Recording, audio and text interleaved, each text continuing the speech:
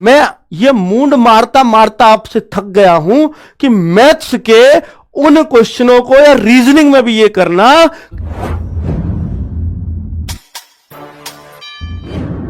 एक तो बच्चों डर ये है सबसे बड़ा, और जो होना भी चाहिए, कि पेपर 60 मिनट में है, क्या मैं इसको टाइम से कर पाऊंगा।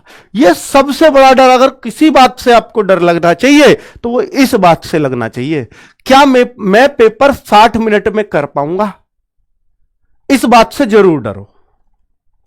और बच्चों, आप जिस भी क्रम में पेपर करते हो, आप मेरे कहने से अपना एक क्रम बना लेना।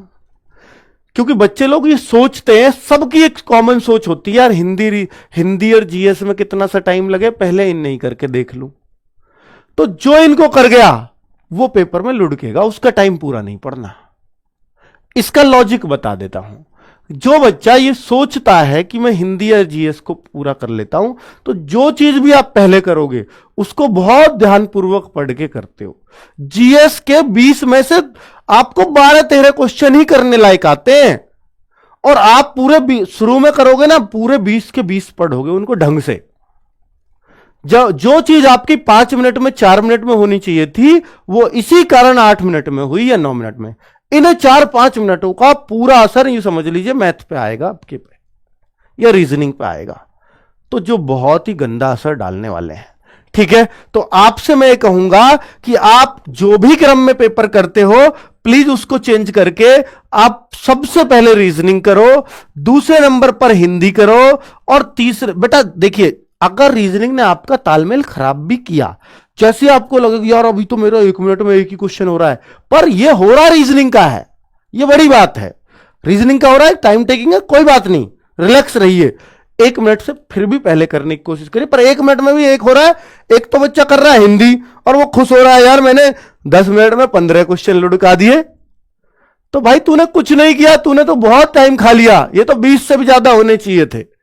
पर वो खुश हो रहा है कि मैंने तो बहुत अच्छा चल रहा हूं। नहीं, अच्छे नहीं चल रहे हो, आप बेकार चल रहे हो। लेकिन आप रीजनिंग के 15 मिनट में 15 क्वेश्चन भी कर पा रहे हो, बढ़िया है, कोई दिक्कत नहीं है, कोई समस्या नहीं है।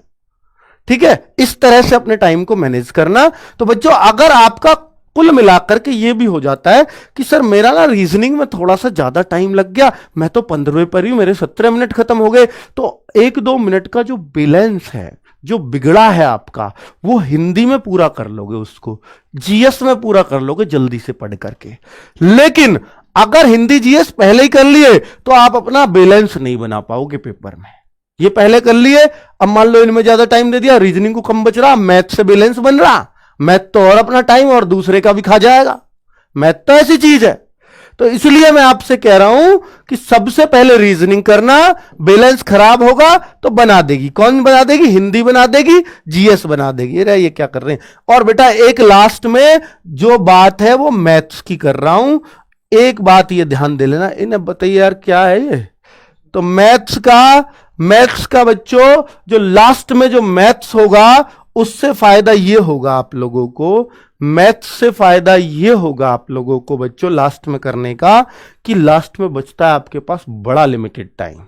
अब बहुत सारे बच्चों को ये दिमाग में रहता है, सर लास्ट में मैथ्स में तो हाथ पांव फूल जाएंगे, हाथ पैर फूल जाते हैं, वहां तो घबराहट चरम पे होती है और ज्यादा, तो उस टाइम पे मैथ्स का सवाल जो आ रहा है वो भी गायब हो जाएगा हमसे। ये एक सोच होती है। पर आप यकीन मानना, ये सोच आपको फायदा करती है, नुकसान नहीं। सर फायदा कैसे, बता देता हूं। मैं ये मूंड मारता मारता आपसे थक गया हूं कि मैथ्स के उन क्वेश्चनों को या रीजनिंग में भी ये करना, जो क्वेश्चन एक बार में समझ में ना आए उसको गोला कर देना, और जो एक बार में समझ में आ जाए बस उसी को करना। चाहे गोले आपको रीजनिंग में भी 5-7 करने पड़ जाए, कोई दिक्कत नहीं है।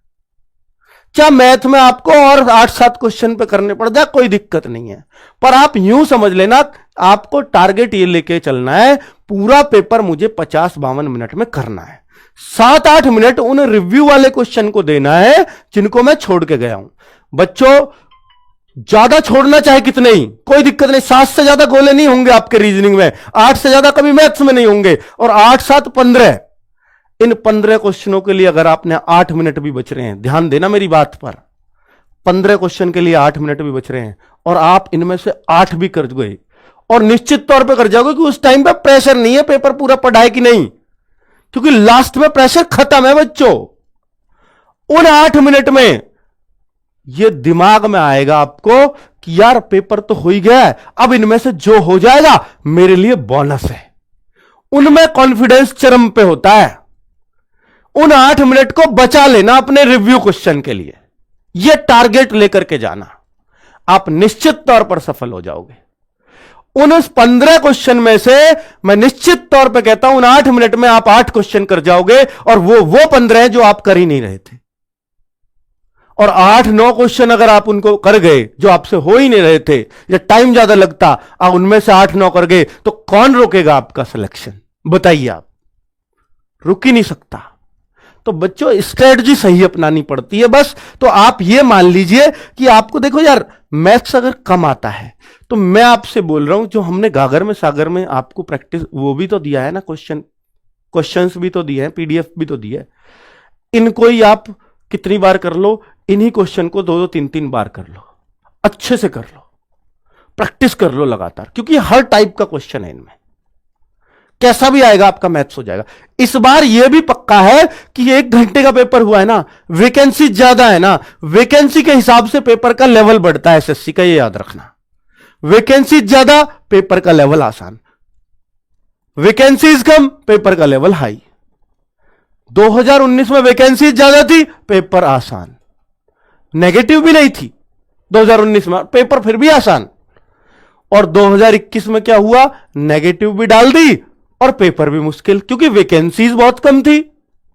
इस बार पिछली बार से तो दुगनी है, फॉर्म भी कम है पिछली बार से, तो पेपर मुश्किल बनने का चांस है। और तीसरा सबसे बड़ा काम कर दिया इन्होंने, टाइम कम, तो पेपर मुश्किल बनने का चांस तो कहीं से भी किसी भी हद तक नहीं बनता। ठीक है बच्चों, इस बात को जरूर नोट कर लेना। और अगर जब पेपर मुश्किल नहीं है तो इसका मतलब मैथ्स मुश्किल नहीं है, क्योंकि देखो इनकी जीएस हमेशा मुश्किल रहेगी, इसमें कोई शक नहीं है। अगर आपका बहुत आसान इन्होंने करी तो ये आपसे ज्यादा से ज्यादा जीएस में कितने करवा देगा, अगर इसने बहुत आसान करी तो ये आपके 14 क्वेश्चन करवा देगा अगर आसान रही। और अगर बेटा ये अपनी सी पाया तो आपको 10 क्वेश्चन पे ही रोक देगा, 9-10 क्वेश्चन। तो जीएस तो इतने के बीच घूमनी है। जो सारा फर्क पड़ता है पेपर मुश्किल आसान का, वो मैथ्स से पड़ता है। रीजनिंग ये कभी मुश्किल कर ही नहीं सकते, ना इन्होंने आज तक किया है, ना इनके पास वो है तरीका मुश्किल करने का रीजनिंग को। ये बात नोट कर लेना, चाहे सीजीएल हो इनका, सीएचएसएल हो, सीपीओ हो, एमटीएस हो, एसएससी जीडी हो, रीजनिंग एक ही लेवल रहता है, कुछ फर्क नहीं पड़ता। बस हां सीजीएल में एक आध सीरीज मुश्किल पूछ लेते हैं आपसे, एक आध लॉजिक मुश्किल कर लेंगे, और इनके बस की मुश्किल करना कुछ भी नहीं है रीजनिंग में। ठीक है, बस अंकित भाटी की इस वीडियो उन तक मत पहुंचा देना, कभी वो दिल पे ले जा और फिर रीजनिंग ही मुश्किल कर दे। बाकी आज तक हुआ नहीं है ऐसा। ठीक है, और हिंदी इसलिए मुश्किल नहीं होगी क्योंकि साफ साफ ये बात कह रखी है, क्या हिंदी के लिए यह बात इन्होंने साफ साफ कह रखी है कि सामान्य बोलचाल की भाषा से क्वेश्चन बनाने, सामान्य बोलचाल की भाषा से क्वेश्चन बनेंगे। यानी जो पर्यायवाची भी होंगे तो वो चीजें होंगी जिनको हम रोज बोल रहे हैं, पृथ्वी बोल रहे हैं हम रोज, ठीक है, तो भगवान बोल रहे हैं हम रोज, तो इस तरह की चीजों के ही पर्यायवाची शब्द पूछे जा सकते हैं, ऊट पटांग वर्ड नहीं आएगा। ठीक है, जो कॉमन पर्यायवाची है वही ये पूछते हैं। विलोम शब्द भी हो उनमें से ही होते हैं। मुहावरे वो होते हैं जो हम यूज करते हैं या जो हम हर जगह पढ़ते हैं। तो कभी भी एसएससी जीडी में कोई भी ऐसी चीज उठपटांग नहीं आती जिसको ये कहीं से भी उठा के पूछ लें। तो इसलिए हिंदी में आपको घबराना नहीं है बिल्कुल भी। जीएस में मैंने बता दिया बहुत ज्यादा फर्क नहीं पड़ता, आसान पूछी तो 14 करवा देंगे, मुश्किल पूछी तो आपको 9-10 पे रोक देंगे बस।